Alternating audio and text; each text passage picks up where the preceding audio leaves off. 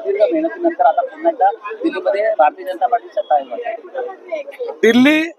हे जरी छोटं राज्य असलं आणि दिल्लीमध्ये भारतीय जनता पार्टीचे 7 खासदार आहेत। दिल्ली विधानसभेच्या 70 सीट होत्या आणि त्या ठिकाणी भारतीय जनता पार्टीला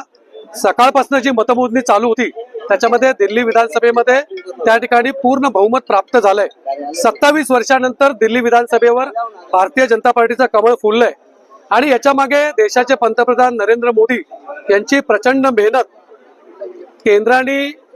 योजलेल्या शेतकऱ्यांसाठी योजना, सर्वसामान्य महिलांसाठी आखलेल्या योजना, सर्वसामान्य नागरिकांना दिलासे देण्याचं काम देशाचे पंतप्रधान नरेंद्र मोदी यांनी 2014 नंतर जे केलंय त्याचं यश आम्हाला 27 वर्षानंतर त्या ठिकाणी आज कमळ त्या ठिकाणी फुललंय आणि देशाचे गृहमंत्री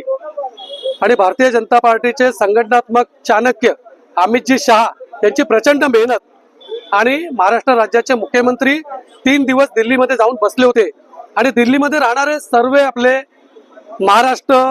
त्या ठिकाणी महाराष्ट्र मंडळ असतील, अनेक महाराष्ट्रातील लोक गेली अनेक वर्षापासून दिल्लीमध्ये राहत आहेत,